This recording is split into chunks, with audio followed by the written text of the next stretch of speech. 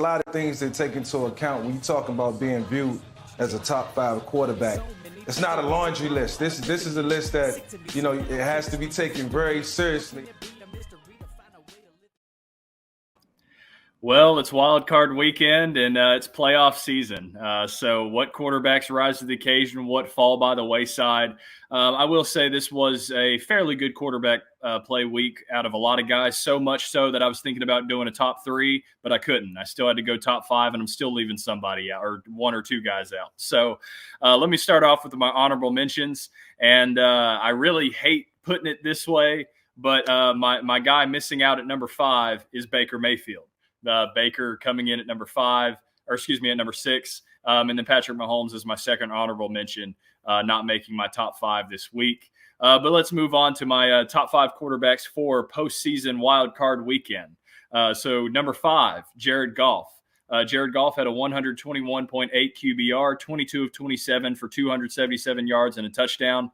What Jared Goff does, or at least what he did this week, didn't necessarily show in the stat sheet, but this dude is a leader. He's poised. He keeps everything on schedule. He soaks up pressure on the field and obviously in his heart and in his mind and all that other things too. He made great read after great read, and obviously this run game was able to take those into the end zone. So that's where it doesn't necessarily affect the stat sheet, but the run game paired off with the play action and the precision in Jared Goff. Jared Goff came in, showed balls, showed heart, and definitely led this Lions team to a huge win over the Rams in Matthew Stafford's return to Detroit. And just alone that pressure that he soaked up and played the way that he did in that jumps over Baker Mayfield for my top 5. Moving on to my number 4 guy, his opposer in that game, number 4, Matthew Stafford. Matthew Stafford had a 120.9 QBR, 25 of 36 for 367 yards and 2 touchdowns. Toughness and consistency, 2 words that can constantly be said about Matthew Stafford. Over the course of his entire career. I mean, I look back at early in his career when he played with the separated shoulder, when he was mic'd up, all that kind of stuff. In reality, he did it again with a potential concussion, being stepped on, all this other kind of stuff. But Stafford, he was pretty much perfect all day. Obviously, you had the Lions defense step up towards the end of the game there. But Stafford made all the wow throws that we're constantly seeing out of him with the no-look sidearm pass. And if there's any flaw in this performance at all, it was the fact that he went 0 for 3 in the red zone, which obviously forced field goals instead of touchdowns, which I think was the difference in that game. But overall, Matthew Stafford came to play in Detroit. It's an emotional game coming back to a place that he spent over, 12 years or whatever it is there. So being able to handle that emotion and play in a playoff game that they scratched and clawed to even get there, they got hot at the right time, and you faced, unfortunately, the wrong opponent. But Matthew Stafford, I still think, in a way, played better, especially with how the stats came out over Jared Goff, and he deserves number 4 on that list. But separating themselves into my top 3 are the 3 best guys in this wild card weekend. So number 3, Josh Allen. Josh Allen had a 121.9 QBR, 21 of 30 for 203 yards and 3 passing touchdowns, and then had an additional 8 carries for 74 yards and a truck stick with a rushing touchdown on the ground. So that's 277 combined yards and 4 touchdowns. Josh Allen came to play. Like, he's physical. We all know how physical he is in the ground game. We know he likes taking hits very early on in the game to get him settled in.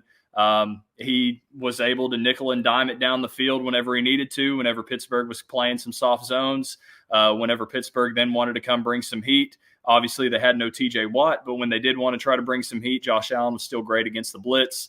Josh Allen is going to take this team as far as this team wants to go, and in reality, this team goes as far as Josh Allen wants to take them. So the real question is, do the Bills rely too much on Josh Allen? And obviously, we've had this conversation of how much Josh Allen is asked to do. Obviously, this was one of those games, didn't turn over the football. Josh Allen obviously has those turnover issues, but they didn't pop up this week at all. Josh Allen played like a man amongst boys, and that's why he deserves my number 3 quarterback for wild card weekend.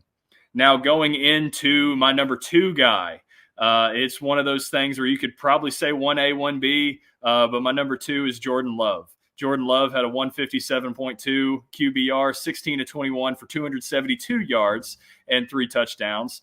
Yeah, we talk about the Packers being committed to the run game, and I've even mentioned multiple times tonight with Matt LaFleur being able to attack this defense of the Cowboys and in multiple different ways, but being able to move the pocket with Love and Love hanging in there and taking hit after hit after hit, being able to continue to contort his body with those kind of Favre and Rodgers-esque mannerisms.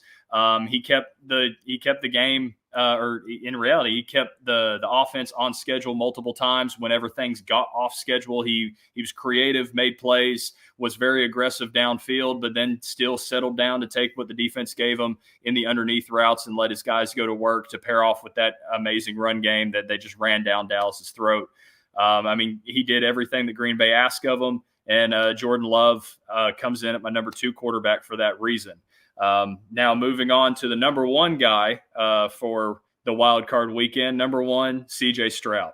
CJ Stroud had a 157.2 QBR, 16 of 21 as well, but for 274 yards and 3 touchdowns. CJ Stroud, he has ice in his veins. The dude is calm, cool, collected. He's unfazed. Pressure doesn't bother this kid. This dude is special. He's different.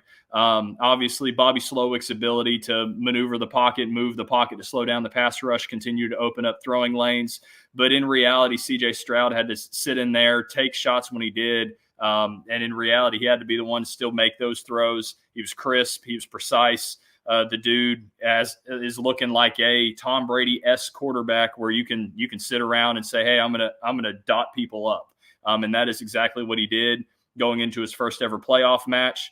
It's I would say one of the greatest rookie performances in their first ever playoff game. Obviously, Brock Purdy had the 4 touchdowns in his first ever playoff game last year, and that's up there too. But I do think CJ Stroud has one of the best rookie seasons of all time from the quarterback position, and he definitely came out gunslinging. And I want to see it again this next week. But CJ Stroud, my number 1 quarterback for Wild Card Weekend, who will continue to move on with these great performances, who will not, let me know down in the comment section below.